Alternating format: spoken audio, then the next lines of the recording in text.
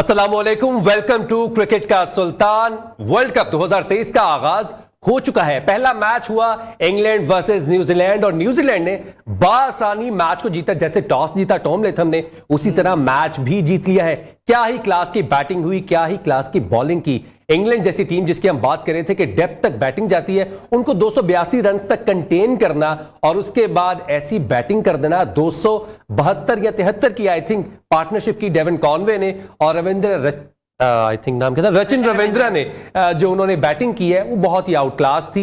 और इंग्लैंड की तरफ से क्या गलतियां हुई उस पर भी बात करेंगे। मैं हूं आपका मेजबान फैजान अहमद भट्ट और मैं हूं आपकी मेजबान ज़रिया राजपूत और हमारे साथ क्रिकेट के एक्सपर्ट्स मौजूद होंगे सुबह की तरह। आज भी हमने रात में उनका साथ नहीं छोड़ना। तो साबिक टेस्ट क्रिकेटर और चीफ सिलेक्टर हारून रशीद साहब हमें ज्वाइन कर रहे हैं, thanks for joining us.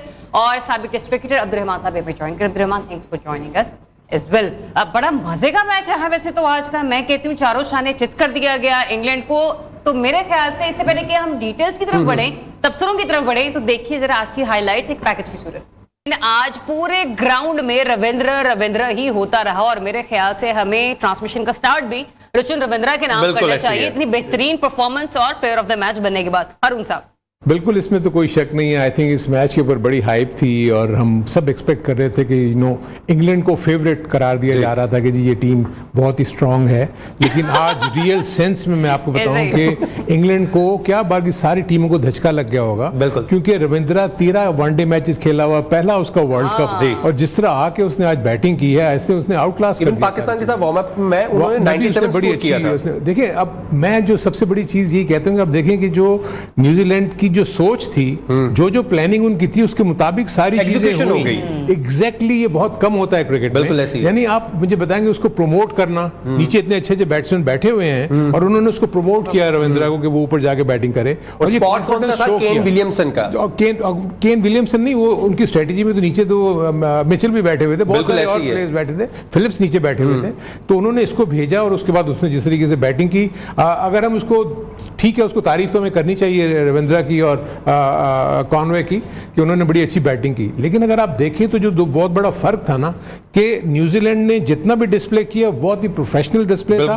Bowling अगर की है तो लाइन पे की है, फील्डिंग की है तो आउटस्टैंडिंग की है, बैटिंग की है तो आउटस्टैंडिंग की है। अगर आप इंग्लैंड को देखेंगे तो अच्छी ग्रिप में लेके बैटिंग में लूज किया अपने आप को और बॉलिंग चारों तरफ की। देखिए, बड़ा मुश्किल होता है किसी भी कैप्टन के लिए कि अगर एक बॉलर अपनी फील्ड के मुताबिक बॉलिंग नहीं कर रहा तो उसको तो रन्स पड़ेंगे ही पड़ेंगे। और वो समझ रहे थे कि शायद वुड जो आगे वो बहुत तेज बॉलिंग करके इनको डरा के धमका के आउट कर लेगा, उसको 5 ओवर में 55 रन पड़ गए। सो दिस शोज के अब टीमों को ये देखना पड़ेगा कि आप हर टीम को आप ये समझेंगे कि ये आपको बीट कर सकती है। And this is what we call a team work कि बॉलिंग भी चली, फील्डिंग भी चली और बैटिंग भी चली। रहमान भाई पीछे से कुछ कर रहे थे क्योंकि ही प्रेडिक्टेड कि न्यूजीलैंड विल विन और उसके क्रेडिट आपको जाता है। तो मुझे लग रहा था कि जैसे ये वार्म अप गेम्स खेले उससे ये लग रहा था कि ये शोज के इनका टीम वर्क बहुत अच्छा है, जो आज भी उन्होंने बताया। रविंद्रा ने जो बैटिंग की है, जो बॉलिंग का गुस्सा था ना उसका, वो भी उसने निकाला है, क्योंकि उसने 10 ओवर में 78 के 80 रन पड़े हैं। लेकिन पूरी कर दी उन्होंने एग्जैक्टली, लेकिन आके फिर उसने बैटिंग में अपनी टीम को एक वन साइडेड इन दोनों ने कर दिया,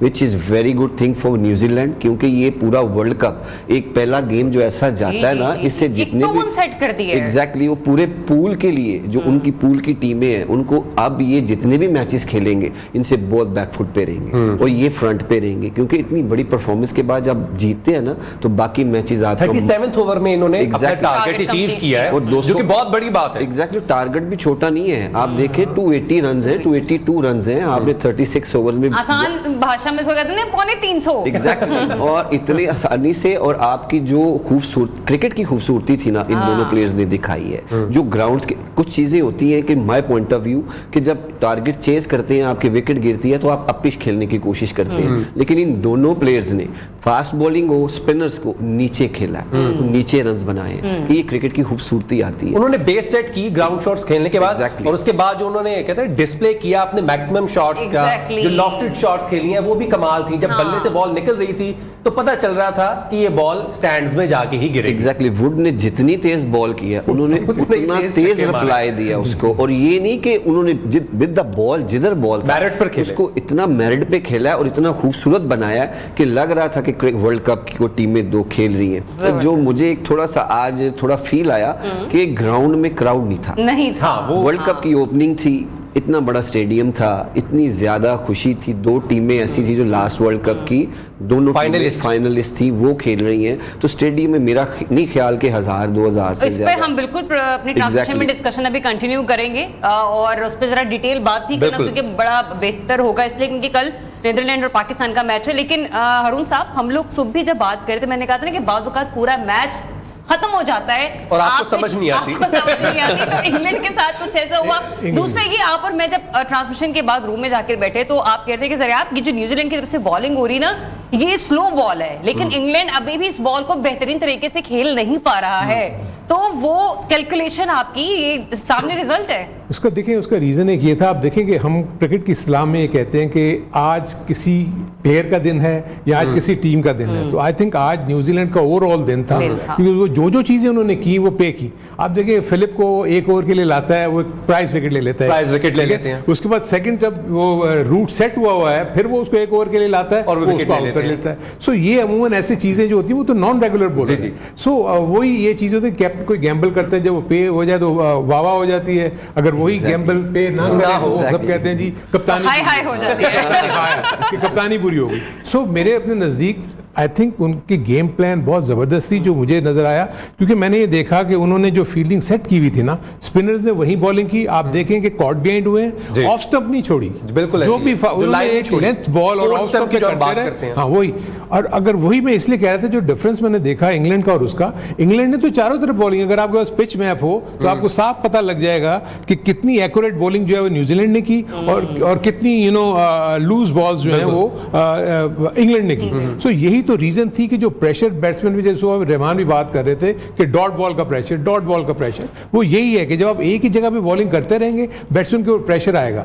अब देखें ना, इंग्लैंड के पॉइंट ऑफ व्यू से मैं फील करता हूं कि उन्होंने 2 ब्लंडर्स जो डेफिनेटली किए हैं सिलेक्शन में मेरे अपने नजदीक। आई थिंक एक तो बेन स्टोक को उन्होंने आज नहीं खिलाया, शायद वो ओवर कॉन्फिडेंट थे, प्लस 2 T20 के स्पेशलिस्ट लिविंगस्टन और हैरी ब्रोक को आप उसको वनडे के ऊपर लाके उनके फोकियत दी, और दूसरा आपने रॉय को ड्रॉप करके आपने ब्रूक को लेकर अभी अर्ली है। चीज ऐड करना चाहूंगा, जो बेसबॉल हम बात करते हैं, इंग्लैंड ने जब बेसबॉल क्रिकेट शुरू की ब्रेंडन मैकलम के आने के बाद, उनको टेस्ट में भी कई जगहों पर वहां पर मैच हारे, लेकिन वो उसको बैक करते थे कि हम ऐसे ही क्रिकेट खेलेंगे। आज भी शायद वो चीज थी कि बेसबॉल की तरफ गए, उन्होंने अटैकिंग क्रिकेट खेली। वो तो ट्रेंड तो बन गया है। देखिए, वो तो रॉय भी इसी तरह ही खेलता है। व्हाट आई मीन टू से इज कि एक्सपीरियंस की जो बात होती है ना, एक्सपीरियंस ऑफ पर्टिकुलर उसके, so I think it's too early. England still make a comeback, ऐसा नहीं है, बिल्कुल ऐसे ही है। हम समझे कि उसको वो आएगी, टीम वापस आएगी। उन्होंने जो भी आज गलतियां की होंगी वो जाके देखेंगे और वो ये डिस्कस करेंगे। उसके बाद वो जब आएंगे तो एक प्रोफेशनल यूनिट वापस आएगा वो। लेकिन मेरे अपने नजदीक, क्योंकि ये 2 क्रंच मैचेस जो अच्छी टीमों में हो ना, तो एक टीम ने तो हारना होता है, बिल्कुल ऐसे, लेकिन जो टीम जीत जाती है उसको एडवांटेज हो जाता है आगे जाकर मैचेस में। सो जो कि अब न्यूजीलैंड को पहले ही मैच में मिल गया, क्योंकि यू नेवर नो कि न्यूजीलैंड आगे जाके मे बी साउथ अफ्रीका से हार जाए, मे बी पाकिस्तान से या इंडिया से। सो कहीं ना कहीं तो हिकअप्स आएंगे। प्रेशर बिल्ड कर चुका है वो through out the world cup, क्योंकि रहमान, हमने देखा कि विलियमसन, टिम साउदी, लोके फर्गूसन और ब्रेसवेल जैसे खिलाड़ी नहीं थे, इसके बावजूद न्यूजीलैंड ने मैं कहती हूँ ऐसे खूबसूरत परफॉर्म किया ना कि दाद देनी बनती है। लेकिन इंग्लैंड ने क्या कोताहियां और गलतियां की कि उसको इस सब कुछ का सामना करना पड़ा? देखिए कि सेट बैट्समैन जब आप क्रीज पे खेल रहा होता है, तो उसका एक सीनियर प्लेयर्स भी खेल रहा हो, तो उसका पूरा टाइम 50 ओवर्स उसको खेलने चाहिए। आप देखें कि आखिरी 4 के 5 ओवर इंग्लैंड की टेल खेल रही थी, जिसमें आदिल रशीद और वुड ने तकरीबन को 30 रन ऐड किए, 30 से 35 रन उन्होंने ऐड किए आखिरी 4 से 5 ओवर में। अगर यही इनका हॉक्स खेलता रहता, जो है रूट गलत टाइम पे शॉट सिलेक्शन गलत मार गई, बटलर थोड़ा जल्दी कर गया, अगर ये 2-3 पार्टनरशिप लगती तो ये 350 रन थे। उनके पास भी बड़े ओवर्स पड़े थे, ये नहीं कि उन्होंने गलत सेलेक्ट मार दी तो चले गए, लेकिन रॉन्ग टाइम था। अगर ये पार्टनरशिप बिल्ड करते रहते, देखे कि 9वें नंबर पे आदिल रशीद आ रहा है, 10वें नंबर पे, कि इंग्लैंड के पास बैटिंग भी 10 नंबर तक है, वुड ने भी आज अच्छी बैटिंग की है, तो फिर ये ऐसी चीज है कि जो मिसिंग रह जाती है। आप टारगेट 350 करते, न्यूजीलैंड पे डिफरेंट प्रेशर होता, लेकिन न्यूजीलैंड को दोनों चीजों में क्रेडिट जाता है कि उन्होंने बॉलिंग बहुत अच्छे एरियाज में की। रहमान, अगर हम पिच की बात करें, पिच ने जब पहले इनिंग्स में परफॉर्म किया है बॉल टर्न भी कर रही थी और थोड़ी सी पेस निकल भी रही थी, लेकिन इन द सेकंड इनिंग्स हमें वो चीजें नजर नहीं आई। आदिल रशीद बॉल करते नजर आए, लिलाइम लिविंगस्टन ने बॉल की, लेकिन वो टर्न नजर नहीं आया। ये शायद बैट्समैन ओवरकम कर गए उस टर्न को, या फिर पिच उनका साथ नहीं दे रही थी इन सेकंड इनिंग्स, क्योंकि under the lights ball differently behave करती है। और हो सकता है कि ड्यू फैक्टर भी हो, क्योंकि ऑब्वियसली हमें ग्राउंड सिचुएशन का नहीं पता है। आप वहां पे खेले हुए इंग्लैंड इंडिया में, तो व्हाट वुड यू से? मैं सुबह हारून भाई भी एक बात कर रहे थे, बड़ी अच्छी बात इन्होंने की थी कि बड़ी पेस से कुछ स्पिनर हमारे भी बड़ी तेज बॉलिंग करा रहे हैं, लेकिन आपके न्यूजीलैंड के स्पिनर को देखें कि उसने लेफ्ट आर्म सेंटर ने क्या बॉलिंग की है, उसकी क्या वेरिएशन थी, फ्लाइटी डिलीवरीज कर रहे थे। वो 44 ओवर भी करने आया ना, तो उसने वो चीज नहीं छोड़ी कि मुझे छक्का पड़ जाएगा। ये जीतदारी वाली बात होती है जब आप कैप्टन का बहुत बड़ा एज होता है आपको इस मौके पे लाना। उसने 40 ओवर के बाद फिलिप्स को भी लाया और उसने एक विकेट दिलवा दी, तो ये कैप्टन को कॉन्फिडेंस होता है। तो आप जब तक वेरिएशन यूज नहीं करेंगे, आपके दिल में डर बैठा रहता है कि मुझे बाउंड्रीज लगेंगी। ये मैंने सुबह भी शो में कहा था, जब आप विकेट बाय करने जाते हैं तो आपको रन्स पड़ते हैं। ऐसे ही इंग्लैंड आज उन्होंने फुल जोर लगाया कि हमें अर्ली सेकंड ओवर आपको विकेट मिली, फिर उन्होंने एकदम से और तेज जोर लगाना शुरू किया, जिसकी वजह से वो वेवर्ड हो गए। उन्होंने चारों तरफ बॉलिंग करनी शुरू कर दी, क्योंकि वो इतने प्यारे स्ट्रोक्स ओवर ट्राई कर रहे थे। एग्जैक्टली। और मुझे एक और चीज भी लगी कि ये ओवर कॉन्फिडेंस भी थे, जैसे हारून भाई ने कहा कि हम आराम से न्यूजीलैंड को पकड़ लेंगे, लेकिन रही बात स्पिनर, लास्ट सीरीज वाली बात थी, लेकिन वो इंग्लैंड में थी। This is India, different pitches, different situations, और स्पिनर्स के इधर रोल बहुत इंपॉर्टेंट। आपके 20 अब देखिए, उसको 10 ओवर में 2 विकेट ले गए, 80 रन बने, उसको 10 ओवर में 80 रन बने, उसको 10 ओवर में कितने रन बने? 40। उसने अब पूरा बैकअप दिया अपने उस साथी को। दोनों ने एक एंड से बॉलिंग भी की है, इकट्ठे बॉलिंग भी की है। अगर उसको रन पड़े, उसने 2-3 को ओवर किया। तो ये बॉलिंग पार्टनरशिप लगती है। सेम जैसे हम बैटिंग की बात करते हैं, बॉलिंग पार्टनरशिप्स भी वो कहते हैं ना कि अकल वालों के लिए निशानी है। तो हारून साहब, कल पाकिस्तान और नीदरलैंड का मैच है, तो आपको क्या लगता है कि हमारे लिए क्या मोरल ऑफ द स्टोरी होना चाहिए? हमारे भी दोनों ओपनर्स लेफ्ट हैंड रहे हैं। मैं आपको सिर्फ ये कह सकता हूं कि अब हर मैच जो है ना, अब कोई ये नहीं कह सकता कि कौन सी टीम जीतेगी। देखिए, टीमें जो है ना वो तैयारी करके आई हैं और हरक में वर्ल्ड कप को जीतना है। वर्ल्ड कप जीतने के लिए वो ऐसे सिर्फ पार्टिसिपेशन के लिए नहीं आई, वो कुछ ना कुछ अपने आप को शो करने के लिए आई। आई थिंक जो अभी बात की रहमान ने, क्योंकि तेज बॉलिंग की, एक और जो टेक्निकल पॉइंट जो मुझे नजर आया, देखिए मेजॉरिटी ऑफ द केसेस में अब अगर आप देखते होंगे कि बॉलर्स जो है ना वो ज्यादातर अपने आप को तैयार करते हैं राइट हैंड बैट्समैन के लिए। बिल्कुल ऐसे ही है। आपके जितने भी आप देखेंगे मेजॉरिटी ऑफ द बैट्समैन जो होते हैं वो राइट हैंडेड बैट्समैन होते हैं, तो आप अपने हिसाब से राइट हैंड के लिए आपकी वो लाइन लेंथ और ये सब बनी होती है। आज पहली मर्तबा दोनों set left handed batsman batting कर रहे थे, तो वो प्रॉब्लम मैं फील करता हूं कि जो तेज बॉलिंग करते हुए मुझे नजर आए सब, और क्योंकि हमको इसीलिए वो लाइन को मेंटेन नहीं कर सके। और जब उन्होंने अटैक किया ना, ऑफ स्पिनर की कमी नजर आई। मोइन अली ने बॉल किया, लेकिन वो उस एरिया से बॉल नहीं कर पाए, तेज बॉल कर रहे थे बचने के लिए, क्योंकि उनको रन इतने पड़ गए हुए थे। मेरे अपने नजदीक जो इंग्लैंड की कंडीशन है ना, ये रहमान तो आप मेरा ख्याल काफी अर्सा खेला भी है, हमारे जमाने में मैं भी खेला हुआ वहां पर स्पिन तो मिलती नहीं है ना, तो इसीलिए वहां पर उनका आर्म बॉल डेवलप होता है उनके स्पिनर्स का। उनके जितने भी लेफ्ट आर्म स्पिनर्स आए हुए या लेग स्पिनर्स आए वो तेज से स्ट्रेटेजी में बॉलिंग करते हैं। सो मुझे वही चीज यहाँ नजर आई, क्योंकि लेकिन यहाँ पर न्यूजीलैंड ने बहुत समझदारी से हवा दी बॉल को, वेरी किया। मैं जब बात कर रहा था, जो विकेट्स लिए हैं सेंटर ने 82, 84, 86, जो कि हवा देने की वजह से स्लो हुई, उसको मारने गए, टाइम नहीं कर सके, आप आउट हुए। लेकिन ये भी मैं कहूंगा कि सेट बैट्समैन का आउट होना भी गलत था। आई थिंक जब ब्रूक एक ओवर में 16 रन कर चुके थे, तो उसके बाद छक्के की तो कोई मुझे जरूरत नजर नहीं आती थी। नहीं, वही एक एक्सपीरियंस की कमी जो मैं बात कर रहा था कि T20 के वर्जन को लेकर ही नहीं आप चलेंगे, आपको थोड़ी समझदारी का काम भी, क्योंकि गेम सिचुएशन जो रीड करके ही आप खेलते हैं ना। न्यूजीलैंड ने रीड की सिचुएशन और खेला। जब उन्होंने देखा कि इंग्लैंड पे हम हावी हो गए हैं, तो उन्होंने उनको आने नहीं दिया ऊपर, वो उसको फिर चलते चले गए और वो उनको बॉलिंग ने हेल्प कर। हमारे स्पिनर्स के लिए एज है कल? बिल्कुल है, व्हाई नॉट, क्योंकि आप सारी कंडीशन ही आपको सूटेबल है। आप श्रीलंका में भी खेले हैं, पाकिस्तान में भी खेले हैं, पिछले मेरा ख्याल है 2-3 माह से आप श्रीलंका में थे। एग्जैक्टली इन्हीं कंडीशन में खेल रहे हैं, तो नो एक्सक्यूजेस। क्रिकेट में नो एक्सक्यूजेस। जब आप एक्सक्यूजेस, वो जो बहाने अभी फैजान बोले थे, ड्यू फैक्टर, ये वाला फैक्टर अक्सर हम लोग बातें बोलते हैं। ये कहते कितनी देर हो गई है, तो ड्यू तो पढ़नी है, तो फिर एज ए प्रोफेशनल मैंने कैसे बॉल मैनेज कैसे करना है, उसको काउंटर कैसे करना है, प्लेयर ही करता है, वो आपकी मैनेजमेंट नहीं करती, वो आपको तरीके कुछ बता सकती है, but still I have to learn it और डिलीवर इट। ये मेरा काम है ग्राउंड के अंदर। तो इतना कुछ आप देख रहे हैं, क्रिकेट भी देख रहे हैं, आज वेरिएशन से जिसने बॉल की है, आदिल रशीद ने भी कुछ बॉल छोड़े हैं, वो स्पिन हुए, स्पिन भी हुए और उन बॉल्स पे अपील्स भी हुई। Exactly. लेकिन ऑब्वियसली आज दिन था न्यूजीलैंड का, कोई इन द लाइन रही नहीं। बिल्कुल, और लेकिन उसके बाद उसने फिर 3 तेज बॉल कर दी, उस पे विकेट लेने जाता तो शायद वो चांस लेता तो विकेट मिल सकती। आई थिंक स्कोर बोर्ड पे स्कोर इतना नहीं था कि वो शायद चांस लेते कि हमें चलिए स्कोर पड़ भी रहा है, विकेट मिल जाएगी, लेकिन 282 और जिस तरह की वो बैटिंग कर रहे थे तो मुझे लगा वो अच्छा। आप एज ए स्पिनर, क्योंकि हमारे जो बात हो रही है ज्यादातर स्पिनर्स पे हो रही है, क्योंकि हमारे पाकिस्तान के भी स्पिनर्स हैं और इंडिया भी हमारे स्पिनर्स को ही डिस्कस कर रहा है बार बार, क्योंकि एक एरिया ऑफ कंसर्न तो है हमारा। एज ए स्पिनर आप कैसे देखते हैं आज जिस तरह की बैटिंग डेविन कॉनवे और रचिन रविंद्र कर रहे थे, उनके सामने क्या स्माइल दे रहे हैं क्योंकि क्या अप्रोच होनी चाहिए थी आपकी? आप लेफ्ट आर्म स्पिन करते हैं तो क्या अप्रोच होती है आपकी to get any of these batsman out? मेरी कोशिश यही है कि मैं इसको डॉट बॉल क्रिएट करूंगा, आई नेवर गो फॉर कि मैं इसको आउट करना चाहूंगा। मेरा एग्जैक्टली मैं एक 6 बॉल है मेरे पास, मेरी कोशिश है कि इनको 3 डॉट करूं, 2 डॉट करूं, मैं कम से कम रन दूं अपने ओवर में, कि नेक्स्ट ओवर मेरा कोई भी पार्टनर करने आए तो उसको एक कंफर्टेबल जोन मिले।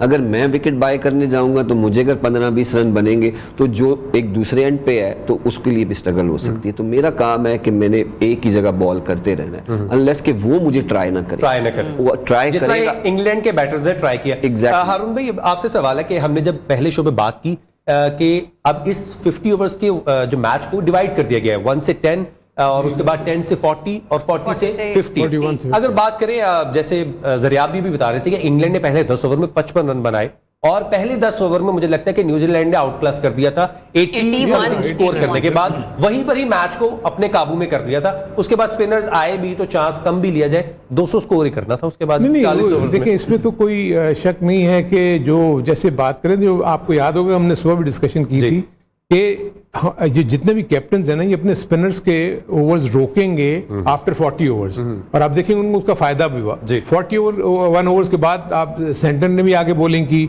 आप देखेंगे फ्लिप को भी वो उसी वक्त में लेकर आए।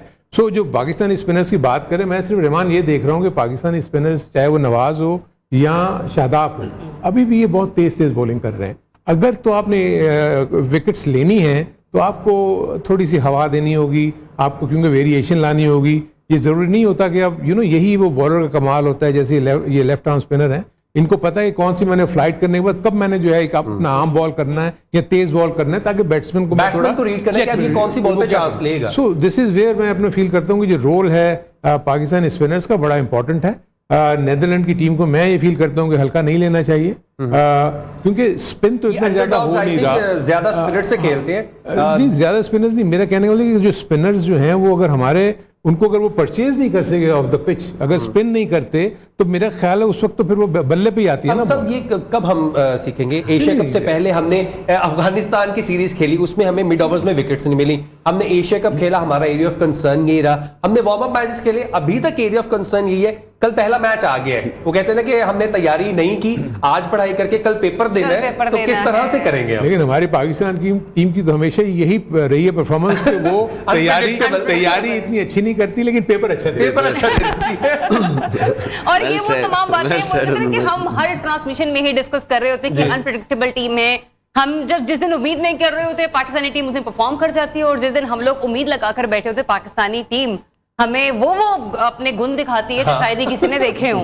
तो वहीं पर बात आ जाती है अब्दुल रहमान के कल तक का पूरा टाइम है। आज न्यूजीलैंड का मैच देखा, इंग्लैंड की अटैकिंग देखी, लेकिन फिर भी अनफॉर्चुनेटली इंग्लैंड उस तरह से परफॉर्म नहीं कर पाया।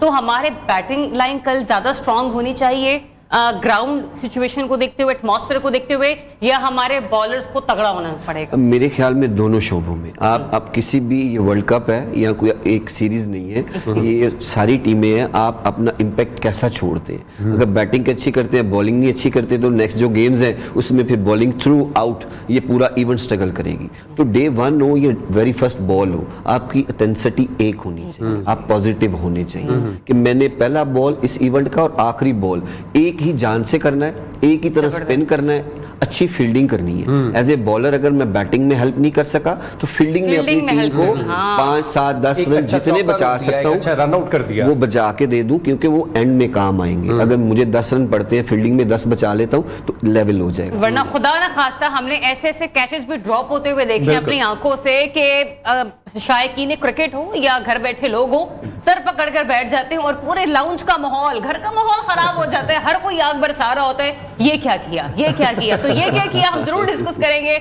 After the break. Stay tune, cricket का